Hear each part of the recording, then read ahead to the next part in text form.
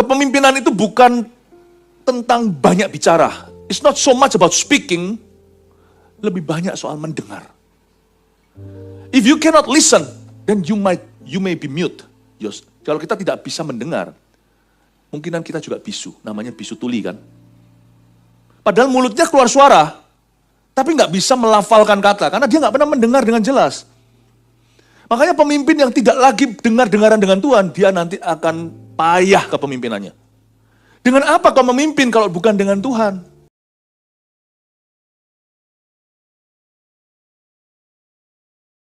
Kami tidak bisa mengeluhkan apa-apa karena kasih-Mu cukup bagi kami. Siapakah kami Tuhan jadi biji mata-Mu? Tahun lalu banyak up and down hidup kami. Dan kami juga tahu ya Tuhan Yesus bahwa kami belum sempurna. Semua yang telah kami alami dan lewati, hingga ada hari ini, hanyalah karena anugerah. We complain nothing about nothing. You've been good to us. You've been faithful. Makasih Tuhan. Dan kami mensyukuri segala sesuatu yang telah terjadi. Kami percaya Engkau belum finish, belum selesai dengan kami. Engkau masih mau melakukan perkara-perkara baru tahun ini. Dan kami juga bersyukur kepadamu untuk semua orang yang Kau taruh dalam hidup kami. Kami bersyukur untuk mereka. Biarkan this Thanksgiving ya Tuhan, Kau terima sebagai persembahan yang harum di siang hari. Terima kasih Tuhan Yesus for church. Thank you for this church. You have really, ya Tuhan Yesus, done something wonderful in our lives. Ya Tuhan, dengan adanya GMS di dalam hidup kami hari ini, di mana kami bisa beribadah. Kami bersyukur kepadamu untuk semua anak-anak Tuhan, pelayan-pelayan Tuhan yang terlibat untuk menghadirkan ibadah ini dan pengembalaan ini. Kami bersyukur untuk mereka. Kami bersyukur untuk semua history in the past of this church, dan juga sekarang masa kini, dan juga the history making ke depan ya Tuhan Yesus. Kau masih mau membuat sejarah bersama dengan kami. Kami bersyukur kepadamu. Sembunyikan hamba-Mu di balik salib-Mu. Hamba sampaikan pesan-pesan baru. Mohon restu dari Tuhan Yesus, sembunyikan di balik tadi salib Tuhan. Di dalam nama Yesus, haleluya. Amin, amin. Puji Tuhan, kasih tepuk tangan untuk Tuhan Yesus dulu. Tetap bangkit berdiri di tahun yang baru. Mari kita semua jadi jiwa yang baru. Dan mari kita saling welcome satu dengan yang lainnya. Tidak ada satupun di antara kita tidak diinginkan di tempat ini. I want all of you to feel the same way that you are loved today.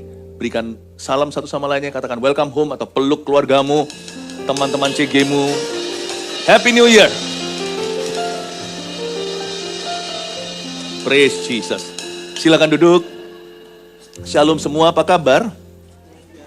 Luar biasa, puji Tuhan. Tahun baru, resolusinya apa? Aku akan diet tahun ini. Aku akan olahraga tahun ini. Ya, apapun juga resolusinya, jangan lupa. Tahun ini jadilah orang benar. Itu paling penting. Itu goal kita setiap tahun untuk menjadi orang yang berkenan kepada Tuhan. Menjadi hamba yang berkenan kepada Tuhan. Dan biarkan Tuhan ada di dalam hidupmu, dalam segala sesuatu yang Anda lakukan. Kebaktian satu tadi, penekanan saya pada followership. Gimana sih caranya kita mengikuti perintah Tuhan? Atau gimana jadi pengikut yang baik? Tidak ada yang salah. Tidak ada yang salah dengan menjadi seorang pengikut. Kalau kita tidak bisa menjadi anak dulu, susah nanti kita jadi bapak. Banyak bapak yang kekanak-kanaan. Sekalipun sekarang usia badan sudah 40, 50, 60-an. Tapi usia jiwanya masih 12. Kalau kita gagal menjadi seorang pengikut, kita nanti juga akan gagal jadi pemimpin. Banyak pemimpin yang tidak secure, tidak aman. Banyak pemimpin yang ambigu. Hanya posisi saja kelebihannya. Fungsinya nggak seberapa. Jangan jadi orang yang begitu ya. Saya tahu tidak ada seorang pun di antara kita yang sempurna. Tapi Yesus mau sempurnakan kita. Tahun ini pasti beda dengan tahun lalu. Tuhan semakin bekerja. Tapi mari kita sekarang buka bersama-sama di Keluaran pasal 39.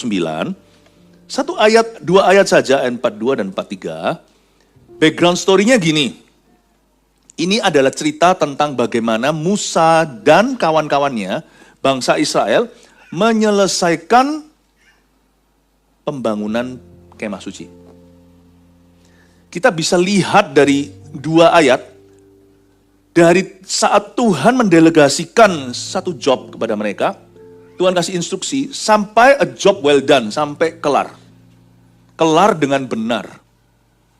Dari cerita ini, saya nggak kupas satu persatu, dua ayat saja tadi, kita bisa temukan kepemimpinan Musa.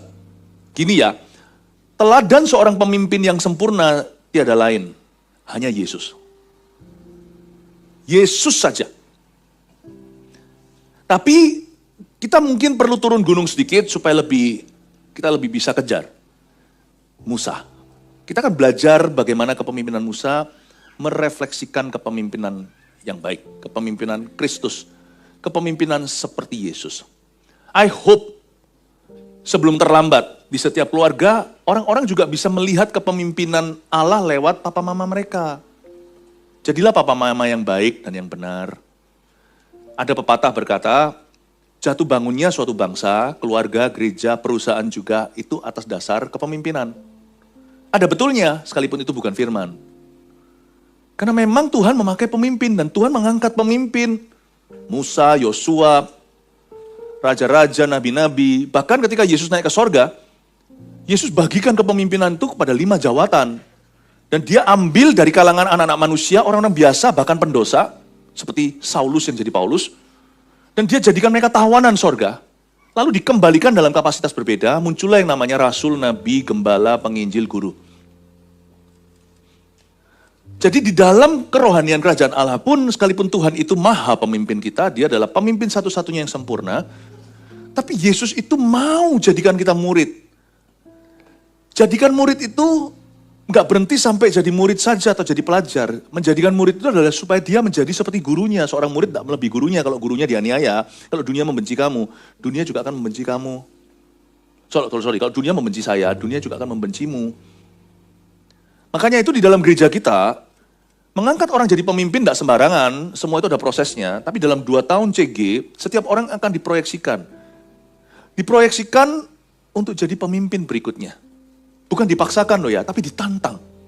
Kalau kita hanya datang ibadah, rame-rame begini, kita tidak akan pernah diproyeksikan apa-apa. Semua orang kira bahwa ministry yang paling berharga itu yang ada di atas mimbar. Tapi kepemimpinan itu sehari-hari, dan itu ditempa di dalam kelompok kecil.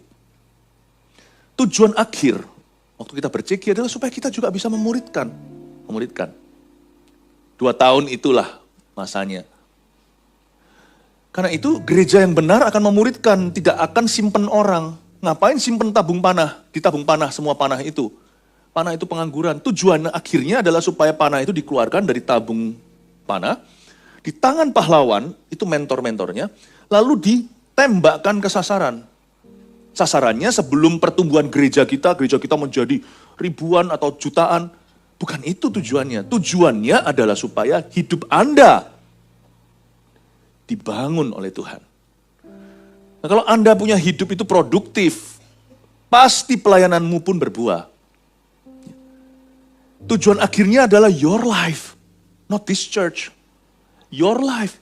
So you could be returned, supaya Anda bisa dikembalikan di keluarga Anda. Tadinya papa yang ugal-ugalan, pulang ke rumah karena dibentuk oleh Tuhan di dalam gereja, dimuridkan di dalam CG, di dalam visi GMS ini, supaya nanti Anda dikembalikan dalam kapasitas berbeda. Dulu Saulus, pulang Paulus. Dulu Kefas, pulang Petrus. Supaya kembali sebagai ayah yang bukan hanya bertanggung jawab, tapi pemimpin rohani. Cowok-cowok yang masih single, nanti waktu pacaran menjadi imam dalam hubungan itu. Bukan menjadi laki-laki yang memanfaatkan perempuan. Wanita menjadi penolong yang sepadan, bahkan pada waktu mereka masih pacaran pun sudah ngerti gimana caranya membangun sesuatu yang kudus. Anak-anak kecil, jadi paham maksud saya ya, memuridkan menjadi pemimpin, is very important, benar itu. Jatuh bangunnya sesuatu itu atas dasar kepemimpinan. Banyak orang yang hari ini gak mau jadi Kristen karena lihat ulah orang Kristen yang ada di atas mereka. Mungkin itu omnya, siapa, bahkan pendeta. Trauma. So being a good leader is not an option. It's a calling. Church is not membership. Church itu is a covenant. Covenantal relationship. Saya gak ada jam cuti. Artinya begini, saya bisa cuti artinya berlibur. Kali ini juga bersyukur. Sibuk sekali tahun lalu. Tahun ini bisa memulai di Singapura, kita bisa libur. Tapi ya semi-semi. Saya tetap harus khotbah begini karena kalau datang sini gak ketemu jemaat gimana rasanya. Saya bersyukur. Nah, saya tidak bisa cuti secara morality. Saya tidak bisa berkata cek clock. check in, check out. Udah ya, nanti habis ini saya ngebar. Saya mabuk-mabuk minum-minum. Lalu habis itu nggak bisa, saya off kok. Nggak bisa kan? Bukan membership. Ke full-timeran pun itu bukan karir. Itu adalah panggilan dalam kehidupan jemaatnya. Bukan what I do is who I am to you. Bukan apa yang kulakukan, tapi siapa aku bagi dirimu. Bayangin kalau Anda lihat saya, terus kira-kira masih respect nggak? Atau respect nggak dengan pesan yang saya bawakan? Enggak. You see, kita nggak pernah ada masa cuti dalam arti moralitas, karakter, kekudusan, kesucian, Tuhan. Nggak bisa. Nah, karena covenant ini dilanggar, pemimpin-pemimpin buruk itu pun mulai keliaran. Disinilah banyak orang Kristen atau bukan yang kesandung sama mereka. You see, leadership is a very beautiful choice. Dan leadership adalah sebuah beautiful position. Itu tempat advantage untuk kita itu bisa mengubah hidup orang.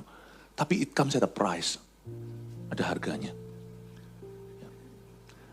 It comes at a price. Tapi sebenarnya it's the most fulfilling place to be on earth. Di dunia ini tempat yang paling puas batin itu adalah kepemimpinan. Karena di tengah-tengah itu ada oasis. Tuhan itu selalu menghiburkan. Tuhan itu selalu menghiburkan hamba-hambanya. Pada waktu hambanya lagi capek, burn out kayak atau apa. Tuhan itu sendiri loh, gak pernah loh seorang maha kuasa membakarkan roti, kasih air sama Elia. Tuhan becomes seolah-olah menjadikan dirinya butler. Pelayanmu. Tuhan gak pernah mencuci kaki sembarangan orang. Jangan kira Tuhan mencuci kaki semua orang. Tuhan curi kaki. Maafkan aku Tuhan, manusia biasa. Keselip lidah. Tuhan cuci kaki rasul-rasul. You write that down. Dia gak cuci kaki sembarang orang. Dia cuci kaki orang-orang yang akan memartirkan dirinya nanti. Bukan hanya mati untuk Tuhan, hidup bagi Tuhan dulu. Dia mencuci kaki murid-muridnya. You see, Tuhan mau menjadi your servant if you serve each other. Makanya itu kepemimpinan itu bukan puncak tertinggi, dia adalah posisi hamba.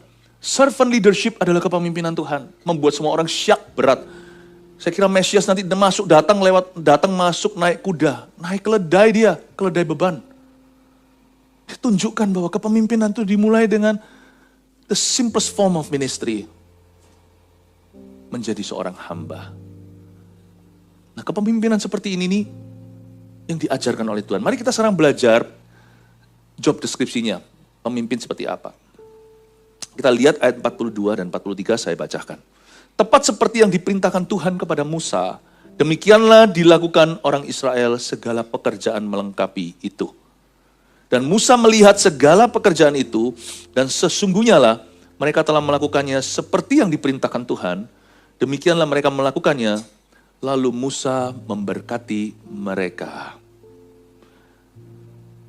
Tepat seperti yang diperintahkan Tuhan kepada Musa, ayat 42. Pemimpin yang baik akan number 1, tuliskan. Mengkomunikasikan rencana, arah, dan tujuan. Coba perhatikan kalimat, tepat seperti yang diperintahkan Tuhan kepada Musa. Berarti Musa tahu perintahnya Tuhan apa? Dan bangsa Israel pada akhirnya mengenali perintah itu. Seclear sejelas Musa mengenalinya. Kepemimpinan itu bukan tentang banyak bicara. It's not so much about speaking, lebih banyak soal mendengar. If you cannot listen, then you may be mute. Kalau kita tidak bisa mendengar, mungkinan kita juga bisu, namanya bisu tuli kan. Padahal mulutnya keluar suara, tapi nggak bisa melafalkan kata, karena dia nggak pernah mendengar dengan jelas. Makanya pemimpin yang tidak lagi dengar-dengaran dengan Tuhan, dia nanti akan payah kepemimpinannya. Dengan apa kau memimpin kalau bukan dengan Tuhan? Jikalau bukan Tuhan yang membangun rumahmu, sia-sia pembangunnya. Saya barusan gak lama lalu bicara dengan seorang pengusaha muda. Dia bicara tentang semua masalah hidupnya yang sudah merembet dari kerja sampai pernikahannya. Cuman kan saya tidak mungkin, kalau kasus konseling segala saya tidak akan pernah ceritakan siapa-siapa. Cuman dari situ saya cuma mau tunjukkan pada Anda. Pada waktu saya konseling seperti itu, saya tidak pakai ilmu konseling apa. Saya belajar untuk tangkap dulu hati Tuhan. Saya kasih dia satu pertanyaan yang menusuk ke hatinya. Bagaimana hubunganmu dengan Tuhan? Dia terkejut karena dia kira saya akan memberi dia semua nasihat-nasihat yang bersifat teknis. Ini harus kau perbaiki, ini, itu, ini. Seperti motivator gitu loh. Point 1, point 2, point 3, point 5, point 5, point 4.5, gimana jadi kaya, gimana jadi sukses, gimana jadi bahagia. Enggak, saya langsung ke pertanyaan jackpotnya. How's your relationship with God? Dia lihat ke bawah, saya sudah tahu jawabannya. Jauh kok. That's right. You have no advice from me. Go fix your broken altar. Tidak dapat nasihat dari saya. Perbaiki altarmu yang runtuh. Nanti Anda kembali ready untuk nasihat-nasihat berikutnya. Dan kemungkinan yang dibutuhkan nanti tinggal 10% masalahmu perlu nasihat itu. Sebab masalahmu yang paling besar adalah hubunganmu yang runtuh dengan Yesus Kristus. How can you lead your company as a Christian if Christ is no longer walking with you? Paling nanti hikmat dunia, paling sesuai dengan polling dan survei, paling mengikuti market. You no longer a leader, you're a follower. You no longer hear God's voice. Tidak dengar lagi. Paling apa? Sisa-sisa afterglow dari sukses masa lalu. Apalagi kalau family business sudah dari generasi-generasi sebelumnya. You are only in the afterglow. You're no longer shining. Tidak lagi bersinar, tidak lagi terang. Sudah tinggal sisa-sisa berapa watt. Meskipun berapa watt itu berarti berapa miliar. Atau ratusan miliar. Tetap itu sisa berapa watt. Karena Anda sudah tidak tahu lagi. Next-nya itu watt. Anda sudah tidak punya tuntunan dalam hidup ini. Saya bilang, gimana kau jadi berkat, jadi seorang papa, jadi seorang suami. Kalau Yesus sudah gak kamu pegang. Yesus pokok dan kitalah carangnya. Tinggallah di dalamnya. Dalam dia. Yesus pokok dan kitalah carangnya. Tinggallah di dalam dia. Yesus pokok dan kitalah carangnya. Tinggallah di dalam dia. Barulah, mestinya pastilah, kau akan berbuah. Yesus pokok. Saya bilang, gimana? Gimana kau bisa menjadi seorang ayah yang baik? Ayah baik mungkin masih bisa lah ya. Ayah benar. Gimana kau bisa menjadi seorang suami yang benar? Kalau Yesus bukan lagi jadi pokokmu. Yesus hanya sebagai dessert tambahan atau makanan hidangan penutup saja. Dia bukan lagi your main course. Anda sudah tidak lagi makan roti sorgawi, cuman makan remah-remahnya. Lalu nanti sisa anaknya apa? Kalau Anda sendiri makan remah, paham maksud saya? Roti sungguhan bisa Anda belikan yang mahal-mahal pula, tetapi roti rohani sudah tidak ada. Sudah tidak ada padamu. Lalu mau kasih apa ke keturunanmu kalau dirimu sendiri makan remahnya? Gimana orang yang kelaparan bisa memberi makan orang lapar? Tidak bisa. Tanya aja pesawat. Pakai dulu masker oksigennya, baru anaknya. Jangan kebalik. Meskipun kita rasa kita mengasihi anak dulu. Kalau kita pingsan, anak itu ikut mati nanti. How could you bless other people if you're not living in His blessing? How? How le?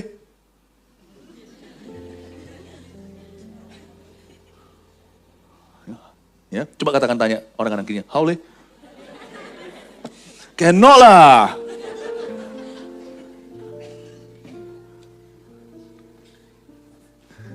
Makanya itu seorang pemimpin harus dirinya sendiri mengerti rencana Tuhan. Tidak ngerti semua. Mungkin kita tidak mengerti semua rencana Tuhan. Kita harus hidup dalam rencananya dulu.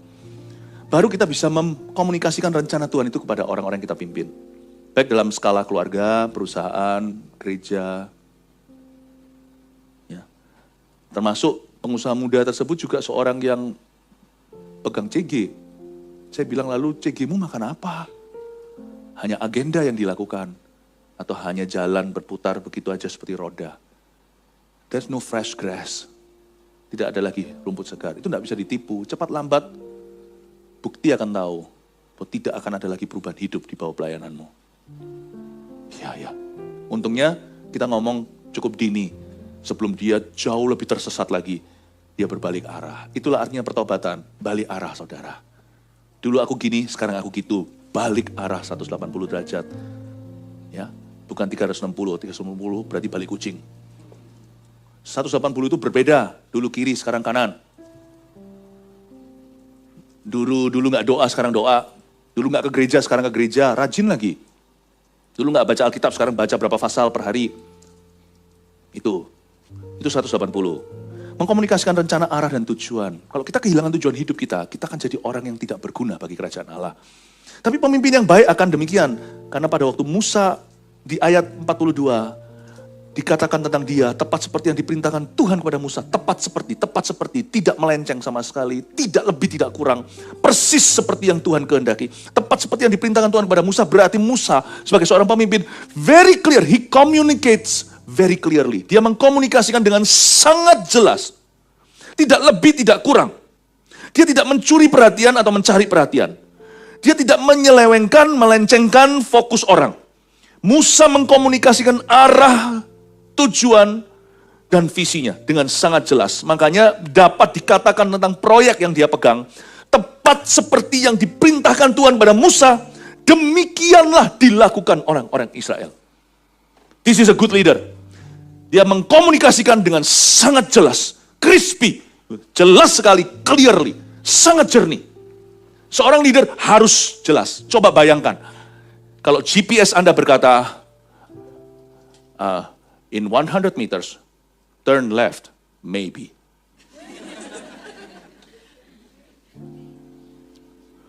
Gimana kalau semuanya GPS-nya berkata, nanti masuk ke, turn right, and then I don't know.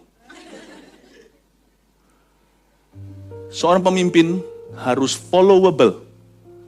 Mudah diikuti bukan karena dia hebat. Bukan karena dia paling diurapi.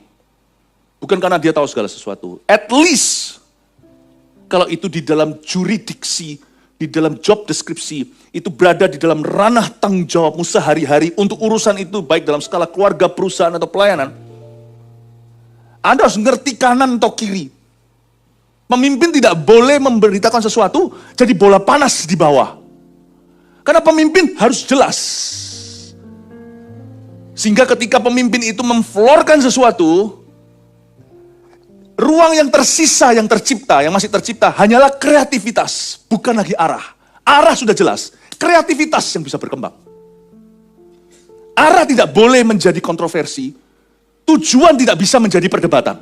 Pemimpin harus menjelaskan kiri atau kanan. Dan ini goalnya, ini blueprintnya, ini materi. Dia harus mengkomunikasikan rencananya. Pemimpin harus bisa menjawab why, mengapa, why-nya. Sehingga nanti orang-orang yang kita pimpin bukan spekulasi, tapi orang-orang yang kita pimpin itu bisa mengembangkan what-nya, who-nya, where-nya, di mana. Tapi why-nya harus terjawab oleh sang pemimpin. Karena itu seorang pemimpin dalam skala apapun, sekali lagi ini luas. Kalau Anda belum dapatkan why-nya, masuk ke ruang doa, jangan banyak bicara. Karena Anda akan membingungkan. Karena ketika masuk ke dalam ruang doa, kita ketemu why-nya dulu. Mengapanya? Keluarlah, jelaskan. Tapi kembali ini tidak menggaransi, menjamin bahwa dalam skala keluarga, perusahaan, atau dalam konteks pelayanan juga sama. Tidak menjamin pemimpin yang baik, pemimpin yang sudah jelas pun akan bisa direspek dan dihormati. Tidak tentu. Karena ada banyak manusia trauma di dunia ini.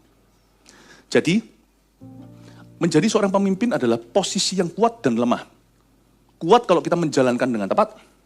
Lemah sekalipun kita jalankan dengan tepat. Posisi kepemimpinan adalah posisi yang paling disalah mengerti. Papa mama contohnya. Anak kadang-kadang nggak ngerti kenapa.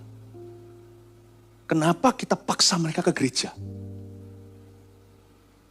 Sebenarnya menurut saya, kita jangan malu, jangan ragu untuk memaksa anak ke gereja.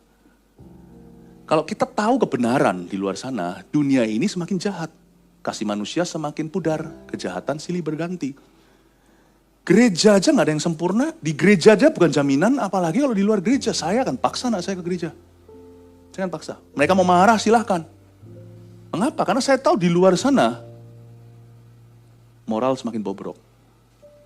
Minimal di dalam gereja, disuarakan. Dan saya akan pilih di tempat di gereja yang menyuarakan kebenaran. Kalau gereja di atasnya sudah berkata LGBT is okay with this church, saya akan pertama hengkang dari gereja itu. Karena itu perkara prinsip. Saya harus memastikan prinsip-prinsip kebenaranlah yang jadi fondasi dan menjadi bahan gereja itu. Dalam kebenaran juga ada hal-hal yang absah sifatnya yang mutlak. Kristus adalah Tuhan. Kalau gereja itu berkata Kristus adalah salah satu Tuhan, salah satu jalan. Saya berkata ini bukan tempat keluarga saya ditanamkan. Tapi kalau bicaranya dalam kebijakan-kebijakan yang sifatnya bukan prinsip, bukan fondasi, tapi mungkin dalam hal-hal tertentu yang sifatnya kebijakan, saya belajar untuk percaya. Nah disinilah masalah bagi orang Kristen trauma. Kalau orang Kristen trauma akan begini selalu bunyinya. Orang lain ya, atau pemimpin nih, akan selalu salah di matanya sampai pemimpin itu harus membuktikan bahwa dia benar dan terus harus membuktikan seperti orang kecanduan bahwa dia benar terus di matanya. Kepemimpinan adalah suatu posisi yang disebut dengan sitting duck. Itu kayak orang memegang tembak. Bagi orang yang trauma itu seperti orang yang pegang tembak. Pemimpin itu seperti wek, seperti bebek yang nggak tahu dia sedang ditargetkan. Des. Dan setiap kali dia des, maka bebek itu harus wek. Dia harus membuktikan banyak, bukan lagi why-nya. Why-nya udah panjang banget, harus menceritakan dari Sabang sampai Merauke. Kenapa mereka harus percaya? Susah. Kalau Anda pakai cara gini dalam pernikahan, buyar pernikahan Anda. Karena dalam pernikahan ada yang namanya trust. Lain cerita kalau sesuatu misalnya pasanganmu jelas-jelas ada skandal atau selingkuh dan itu terbukti. Nah trust di situ broken trust. Tapi kalau nggak ada hanya karena kita paranoid, maka Bapak Ibu Saudara susah memimpin orang yang begini. Karena dia tidak akan pernah percaya. Karena prinsip orang trauma adalah, you are always guilty in my eyes until you prove your innocence to me. Trust itu bunyinya gini, I always trust you until you are proven guilty. Praduga tak bersalah. Trust itu bunyinya, aku selalu percaya sama kamu, sampai kamu terbukti salah. Tapi sebaliknya orang trauma berkata, kamu selalu salah pokoknya, kamu selalu negatif di mataku, kamu selalu salah. Aku selalu curiga seperti Adam dan Hawa curiga pada Allah. Allah itu kurang sempurna apa? Pemimpin satu-satunya di dalam alam semesta. Manusia hanya ada dua, Adam dan Hawa. Tapi mereka mencurigai Allah. Dan Allah selalu salah, pemimpin mereka selalu salah. Sampai terbukti benar. Orang trauma akan berakhir di dalam selokan setan. Karena dia tidak pernah hidup aman. Hatinya itu selalu tidak aman. Jangan jadi orang kayak gini. Karena apapun juga yang kau bangun berdasar ini, tidak akan bisa langgeng. Karena kita hanya menjadi orang-orang yang muter-muter di padang gurun selalu jadi pasien. Tidak akan pernah menjadi dokter. Kepemimpinan itu harus ada trust di dalamnya. Pemimpin harus belajar trust orang di bawahnya. Dan orang di bawah, kalau kita berada di bawah kepemimpinan yang baik, then you must trust your leaders. You trust your parents. You trust your spiritual leaders. You trust your government. Amin Bapak Ibu Saudara. Pelajaran tentang kepemimpinan itu kompleks sekali. Tapi saya perlu untuk mengajarkan ini karena dalam dinamika memimpin dan dipimpin, disitulah biasanya keluar yang namanya rencana Allah yang indah. Karena itu Alkitab mengatakan, hormatilah pemimpinmu. Supaya baik jalanmu. Jangan dukakan karena itu tidak ada gunanya bagimu. Itu percuma bagi dirimu sendiri. Karena mereka berjaga-jaga atas jiwa, supaya mereka menjaganya dengan sukacita, bukan dengan keluh kesah. Ibrani. Paulus pun pernah mengatakan, jangan pernah entertain suatu accusation, atau jangan pernah kita itu memanjakan berita-berita miring tentang pemimpin, kecuali oleh 2-3 orang saksi. 2-3 orang saksi bukan penggosip, tapi 2-3 orang saksi itu bukti. Jadi Alkitab itu sangat-sangat balance di dalam hal menjaga hubungan. Nah, oleh karena itu Bapak Ibu Saudara, saya tekankan pada Anda bahwa kepemimpinan itu sesuatu yang sangat-sangat sakral. Baik itu di dalam rumah, baik itu di bawah siapa kita ditaruh hari ini di dalam pekerjaan maupun pelayanan. Hormatilah pemimpinmu. Dan kalau kita adalah pemimpin berikutnya, jadilah pemimpin yang gampang dihormati. Jangan buat susah orang menghormati Anda. Jadilah teladan karena kepemimpinan Tuhan itu selalu kepemimpinan hamba dan memimpin dengan teladan. Meskipun tidak menjamin orang-orang trauma akan langsung mempercayaimu, tetaplah hidup dalam panggilanmu. Komunikasikan dengan jelas segala rencana yang Tuhan taruh dalam hatimu. Jangan bergerilya apa-apa. Jangan berada di dalam selubung. Jangan berada di area abu-abu. Pemimpin harus jelas hitam dan putih. Kalau kita adalah pemimpin berikutnya, komunikasikan arah, rencana, dan tujuan dengan sejelas-jelasnya. Jangan keluar dari ruang doamu, atau ruang rapatmu, sebelum sesuatu itu jelas crispy clear. Karena sekalipun demikian, waktu diflorkan, whatever it is, selalu masih akan ada yang namanya komplikasi. Amin, Bapak Ibu Saudara. Semoga ini, tahun baru awal-awal sudah kasih seminar kepemimpinan. Iya, supaya jangan salah jalan. Supaya kita mengikut dengan benar, tahun ini juga memimpin dengan benar. Siapa di sini mau memimpin dengan benar, keluarganya, perusahaannya, pekerjaannya, keluarga, CG-nya, dan semua pelayanannya, angkat tangan. Oh puji Tuhan, kasih tepuk tangan untuk Tuhan. Tepat seperti yang diperintahkan Tuhan kepada Musa, demikianlah, coba tulis ini. Lihat ya, demikianlah dilakukan orang Israel. Do you get it? Demikianlah dilakukan orang Israel. Bukan hanya Musa. Dilakukan orang Israel. Garis bawahi. Dilakukan oleh siapa? Orang Israel. 2. Pemimpin yang baik akan mendelegasikan atau mempercayakan tanggung jawab kunci ke orang-orang yang tepat. Tuhan tidak pernah menciptakan kita one man show. No one in himself is sufficient.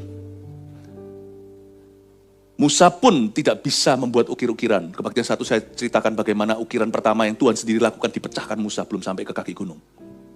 He's not good with prakarya-prakarya begitu. Dia serahkan ke Aholiab. Ya, dia serahkan ke Aholiab, Bezalel dan Aholiab untuk ukiran-ukiran itu. Jadi sebenarnya pemimpin yang baik itu akan shining kalau dia belajar untuk mempercayai orang. Musa tidak melakukan sendiri. Dia melakukan bersama dengan timnya. Makanya Alkitab mengatakan demikianlah dilakukan orang Israel, demikianlah dilakukan orang Israel, demikianlah dilakukan orang Israel. Pemimpin yang baik akan membuat orang-orang yang dipimpinnya menyalah dalam Tuhan. Tapi pemimpin yang tidak baik akan membuat orang-orang di bawahnya redup. Itulah sebabnya seorang pemimpin yang baik jangan compare dirinya dengan pengikutnya dengan dirinya. Ayah yang bermaksud baik, tetapi anak-anaknya tidak akan pernah bisa muncul dalam perusahaannya. Kalau dia selalu berkata, Pak, anak-anak zaman sekarang ini, lalu dia sudah main label, jangan pernah main label. Karena itu adalah cara untuk menggugurkan benih-benihmu. Orang-orang yang berkata, anak zaman sekarang begini-begitu. Kamu tidak melihat susahnya papa mamamu dulu. Kalau mereka masih susah, papa mamanya gagal. Jangan pernah mematikan benih kudusmu dengan kata-katamu yang prejudis terhadap mereka. Dan berkata, zaman kita dulu, babat alas. Jangan compare. Mereka punya alas sendiri yang harus dibabat. Zamanmu belum ada LGBTQ seperti hari ini. Zamanmu belum ada seperti hari ini, momoknya yang namanya. Zaman dulu kita ngomong A, orang berkata, itulah firman Tuhan. Zaman sekarang, tunggu dulu, lihat dulu ChatGPT. Segala sesuatu tidak ada yang absolut di zaman ini. Everything is comparable to something. Selalu. Susah orang itu loyal. Jangan pernah kau banggakan setan yang kau kalahkan di zamanmu, karena setan mereka lebih besar yang menghadang mereka. Kata-kata seperti itu jangan pernah muncul kalau Anda mau ada penerus. Jangan pernah kau munculkan. Lalu habis itu tidak pernah mempercayakan. Tidak pernah sungguh-sungguh mempercayakan. Kayak gitu kalau bisa kita pegang lebih lama, lebih baik. No. At some point you have to trust your. Tapi trust itu tidak boleh sembrono, trust itu harus juga dipersiapkan. Tapi banyak orang itu mempersiapkan sampai dia mati. Anaknya nggak pernah dipercayai. Ketika dia mati atau meninggal dunia, anak perang, saudara. Apa-apa buat aman. Nggak pernah ada kejelasan kiri kanan. Anak A apa, anak B apa, anak C apa. Kalau misalnya anaknya ada 3 atau 5 atau 1 atau 2, Anda nggak pernah menjelaskan. Jadi ekspektasi itu menjadi sesuatu yang masih diraba-raba. Sehingga keturunannya itu tidak tahu. Bahkan tabu kalau mereka bicarakan di antara mereka. Banyak orang tua tidak pernah mendelegasikan apa-apa. You see, Musa tentang pelayanannya dan kepemimpinannya dikatakan tentang dia. Maka orang Israel yang membuat kelar, bukan Musa. What a man of God. Yosua aja belum segede itu hatinya. Pada waktu Musa itu rohnya diambil sebagian diambil, dikasihkan ke 70 tua-tua. 68 di kemah, 68 datang di kemah pertemuan, 2 lagi sakit atau flu lagi apa, pokoknya di rumah berhalangan. Mereka kepenuhan seperti Nabi Yosua berkata, hentikan, Bapak Musa, hentikan mereka. Mereka menyamai dirimu, engkau Nabi satu-satunya. Musa tegur Yosua, kamu Sekia. Kamu anak kecil.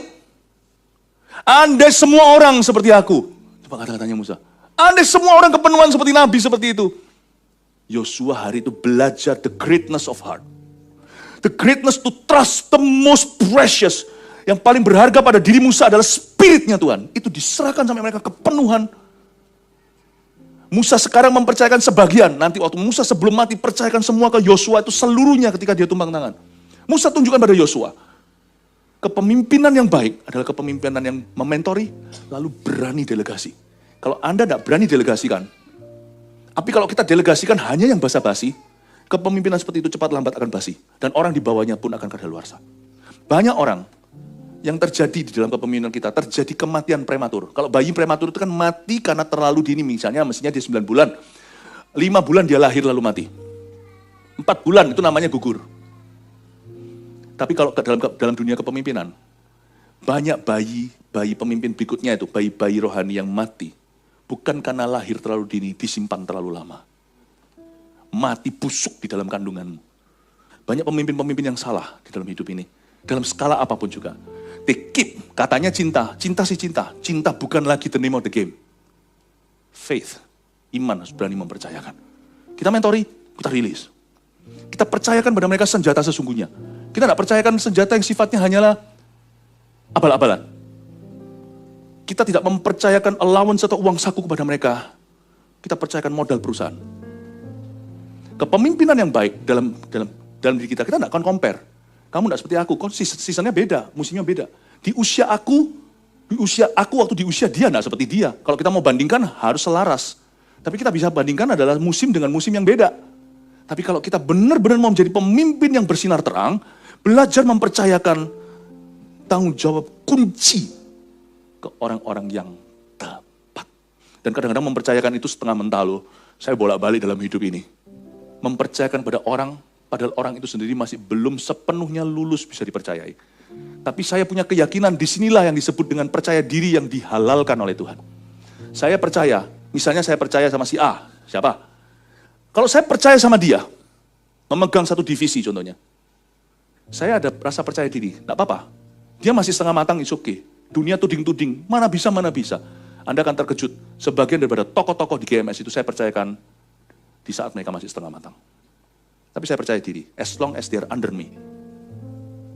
As long as saya masih terus mentori mereka, no worries. Saya bolak-balik harus pasang badan sebagai tameng. Mana bisa, orang tuding-tuding, ini gagap, ini gak bagus ininya, gak bagus apanya. Selama yang dituding bukan skandal, saya pasang badan berkata, kamu tunggu aja waktunya nanti. Pada waktunya kalian akan lihat, orang ini jadi besar. Di bawah kepemimpinan saya, menjadi besar. Kepemimpinan harus punya rasa percaya diri yang tinggi. Tapi percaya diri itu bukan pada dirinya. Dia punya covenant dengan Tuhan, dia punya perjanjian dengan Tuhan. So long, aku masih akan ada dalam hidup anakku ini. Aku akan didik dia. 110% pasti akan jadi. Itu bukan arogansi. Kalau seorang pemimpin tidak punya iman seperti itu, jangan mimpin. Baik itu dalam skala keluarga, kalau hai papa, kalau imanmu tidak melebihi seluruh anak-anakmu, imannya digabung jadi satu, tidak bisa melebihimu, jangan kau jadi ayahnya. Kalau kita dalam pemimpin, dalam pelayanan CGL misalnya, Anda seorang pemimpin CG, kalau seluruh anggota CG-mu itu 10, atau kadang-kadang ada CG yang gemuk sampai 30, kita segera membelah. Kalau digabung jadi satu, imannya tidak melebihi dirimu, jangan jadi CGL. Ya mereka. Saya ajari kepada Anda harus punya rasa percaya diri yang tinggi. Karena minder itu tidak ada hubungan dengan rendah hati. Dan sombong tidak ada hubungannya dengan percaya diri.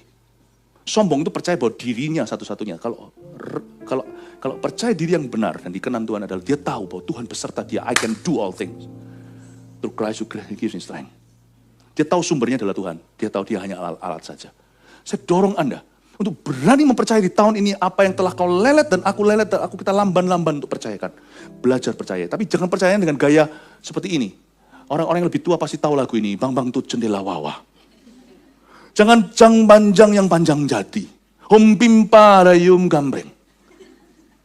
Jangan main teka-teki. Jangan untung-untungan. Kepercayaan itu harus dibangun perlahan-lahan. Tapi kalau Anda tidak pernah proyeksikan, dia tidak akan berkembang kemana-mana. Dia akan kerdil di sana. Dan orang-orang yang kau pimpin dalam skala keluarga, perusahaan, atau pelayanan akan mati di tanganmu karena kau pegang terlalu lama. Sooner or later you will die if Jesus doesn't come back. Anda bisa langsung ke depan. Look forward to antisipasi. akan terjadi perang saudara. Akan terjadi civil war. Atau kalau anaknya satu-satu semata wayang, tidak ada saingan, you can expect anakmu akan menjadi anak manja ketika Anda tiada, semua hartamu dan semua suksesmu, semua keberhasilanmu akan hancur di tangannya. If you never truly delegate keys ke mereka, you never delegate anything. Kalau kita tidak pernah mendelegasikan kunci. Amin Bapak Ibu Saudara, semoga pelajaran ini tidak terlalu berat. Karena kita baru baca satu ayat. Tapi kalau kita kupas benar-benar dari Musa, makanya nanti kalau Anda belum bisa nangkap semua, dengarkan lagi. Renungkan pelan-pelan, karena di dalam ini banyak mutiara-mutiara yang bisa Anda terapkan dan itu akan mengubah your game plan dalam hidupmu. Amin Bapak Ibu. Jadi tepat seperti diperintahkan Tuhan kepada Musa, demikianlah dilakukan oleh orang Israel segala pekerjaan melengkapi itu. Lihat berikutnya, dan Musa melihat segala pekerjaan itu. Dan sesungguhnya lah mereka telah melakukannya seperti yang diperintahkan Tuhan. Berhenti di sana, kalimat ayat 43. Dan Musa melihat segala pekerjaan itu, garis bawahi. Musa melihat segala pekerjaan itu. Katakan Musa melihat segala pekerjaan itu. Nah ini cara delegasi yang salah. Delegasi lalu habis itu Anda merem. No. Main percaya itu bukan percaya. Namanya itu malas. Malas untuk ngecek. 3, pemimpin yang baik akan memfollow up tugas-tugas yang sudah didelegasikan.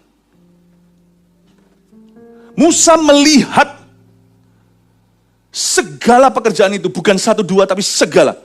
Yang kau delegasikan, kau follow up. Kau follow up.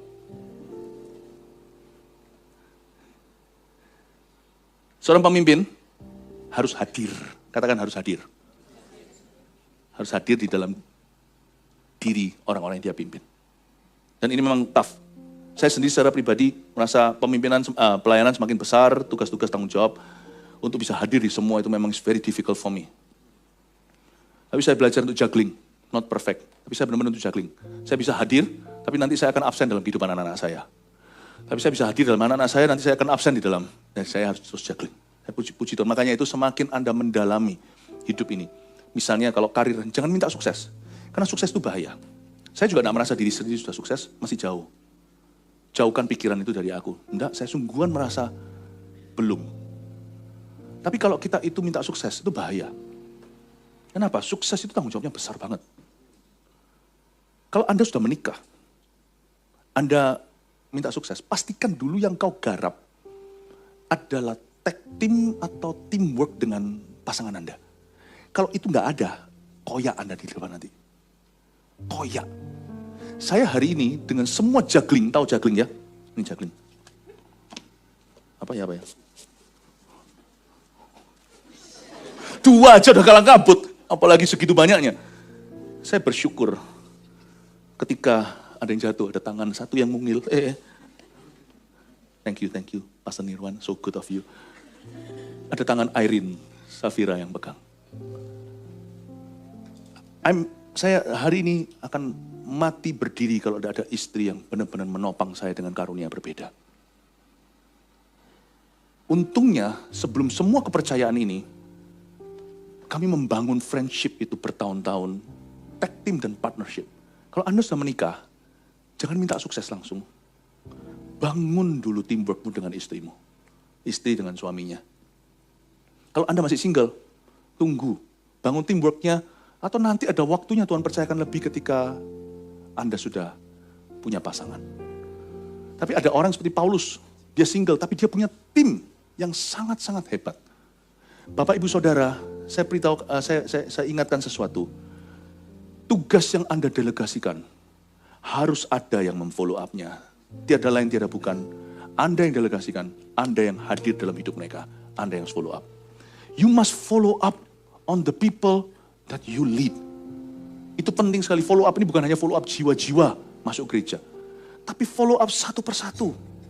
Orang-orang yang telah Anda doakan. Saya sampai hari ini masih mendoa, saya tidak sembarangan kalau orang berkata doakan ya iya. Saya tidak sembarangan bilang iya kalau Anda perhatikan. Kalau saya bilang iya, saya pasti doakan. Kalau tidak, saya berdosa. Dan orang yang saya doakan, saya pasti tagih hutangnya. Ada orang yang sembuh, nggak ngomong sama saya tegur dia. Lah Anda sembuh kok nggak ngomong sama saya? Saya loh. Bahasa Ibrani versi Surabaya, tiwase. Ternyata saya sudah mendoakanmu 2 tahun. No. Saya tidak mau. Mulut saya disumpah dari tempat maha tinggi. Kalau saya bilang ya itu ya, tidak itu tidak. Tidak ada di antaranya itu permainan setan. Kalau saya berkata, saya doakan, saya akan follow up. How's your health? Sudah dipromosikan enggak? Kalau enggak, saya pasti akan referensikan ke orang lain untuk didoakan. Apa yang saya adopsi, apa yang saya delegasi, saya pasti akan follow up sendiri. Saya akan pasti follow up sendiri. Bapak Ibu Saudara, belajarlah menjadi orang yang micromanagement di dalam konteks ini. Musa melihat segala pekerjaan itu. Saya bisa bayangkan suatu hari Musa keliling dan lihat satu persatu kurangnya di mana. Dia follow up kepada Bezalel dan Aholiab. Aku minta kamu ukirnya itu melengkung begini. Kok kamu buatnya itu lurus? Ganti dengan kayu itu yang baru. Musa beritahu begini, begitu sesuai dengan yang dia delegasikan, sesuai dengan blueprint yang dia terima dari Tuhan. Dia follow up satu persatu. Terakhir, demikianlah mereka melakukannya. Kalimat terakhir dari ayat 43, lalu Musa memberkati mereka. Katakan Musa memberkati mereka. I love this. Ini di poin terakhir ini nggak penting-penting banget, tapi tanpa ini, seperti mobil tanpa bensin, seperti pintu yang krek tanpa pelumas, inilah oil, inilah oli, inilah minyak yang baik, yang membuat hubungan itu langgeng sampai Tuhan datang. Menunjukkan penghargaan kepada mereka yang melakukan tugasnya. Yesus nanti kalau ketemu sama hamba-hambanya, dirangkum dalam satu kalimat, menurut saya Tuhan Yesus jauh lebih kreatif dari itu. Nanti suatu hari Tuhan pasti memberikan sesuatu yang sifatnya personalized. Sesuatu yang sifatnya customized ke orang itu. Tapi yang kita tahu di Alkitab sebagai perumpamaan, demi singkat waktu Yesus berkata, suatu hari kalau ketemu hamba-hambaku, aku akan berkata kepada mereka, well done my servant. Baik sekali perbuatanmu. Tapi menurut saya nanti Tuhan pasti ngomongnya spesifik. Tuhan pasti ngomongnya spesifikasi pada kita. Hai hamba A, kamu begini-gini, pada saat itu kamu harusnya masih give up di tahun tersebut. Tapi karena kamu tetap setia padaku, lihatlah hasilnya. Lihatlah orang itu dipanggil sama Tuhan Yesus nanti itu. Pada waktu di pengadilan akhirat. Ketika domba setelah dipisahkan sebelah kanan, kambing sebelah kiri dan enyahlah. Yesus akan memanggil orang-orang, kamu ingat ini itu. Ini karena kamu udah give up, lihat ini orang ini jadi segalanya. Yesus pasti akan spesifikasi. Tapi yang kita tahu adalah umum. Well done, my servant. Seorang pemimpin yang baik pasti akan memberi afirmasi. Tapi kalau kita lagi melayani, jangan minta itu. Jangan harap sama orang. Dari sisi kita yang dipimpin, jangan tunggu pemimpinmu tepuk-tepuk pundakmu dan berkata, well done, good job, I'm so proud of you. Gak usah kasih saya candy-candy. Tetapi kalau kita yang memimpin, jangan lupa bahwa jiwa manusia tetap butuh stroberi sorga. Good job, well done. Menunjukkan penghargaan kepada mereka yang melakukan tugasnya. Jangan tunjukkan penghargaan kepada mereka yang gilang gemilang, yang talentanya 5, yang 1-2 gigi jari. No. Kunci katanya adalah melakukan tugasnya. Sukses tidak dibandingkan dengan hasil akhirnya. Karena hasil akhir itu Tuhan, Paulus menanam, Apolos menyiram, Tuhan yang memberi pertumbuhan. Jangan pernah banding-bandingkan. Itu akan menciptakan cemburu sosial yang tidak perlu. Dan itu akan membangkitkan perpecahan di dalam tubuh yang kau pimpin sendiri. Tubuh pelayanan atau tubuh perusahaan atau tubuh apa. Hati-hati, pemimpin bisa menciptakan bad and sour culture, kebudayaan yang salah. Pemimpin juga bisa menciptakan kebudayaan yang benar. Seorang pemimpin yang baik dalam keluarga akan membuat keluarga itu harmonis, bukan berarti tanpa konflik. Tapi dalam keluarga itu tidak ada seorang yang merasa dirinya ditinggalkan. Dan tidak ada anak manja yang berkata, akulah segala-galanya, tidak ada. Tapi tidak main aman. Papa zaman kuno dulu adalah begini, straight face. Kalau anak-anak yang melakukan tugas dengan benar, tidak akan dapat pujian. Ya sepatutnya lah ya, lu kerja di sini sama papa ya harus begini. Tapi kalau salah, dikejar sampai ujung dunia. Jangan jadi pemimpin gitu, itu pemimpin kuno. Pemimpin yang versi Alkitab mengajarkan bahwa tetap seperti Musa, Musa memberkati mereka yang melakukan tugasnya. He blessed them. Bless them itu dengan cara apa? I don't know. Yang pasti bukan materi lah menurut saya. Mereka semua melakukan demi Tuhan. Musa memberkati mereka dengan, I don't know. Tapi di sini kita bisa belajar sesuatu bahwa dia menunjukkan apresiasi pada orang yang melakukan tugasnya. 5 ini munculkan semuanya, sudah 4 ya. Pemimpin yang baik akan, kita baca satu-satu. Pemimpin yang baik akan mengkomunikasikan rencana, arah, dan tujuan. 2, mempercayakan tanggung jawab kunci ke orang-orang yang tepat. 3, memfollow up tugas-tugas yang sudah didelegasikan. 4, menunjukkan penghargaan kepada mereka yang melakukan tugasnya. Catat, renungkan, lakukan tahun ini. Niscaya keluargamu, perusahaanmu, pelayananmu, pekerjaanmu biarkan semakin ditambah-tambah oleh Tuhan. Haleluya. Kasih tepuk tangan untuk Tuhan Yesus.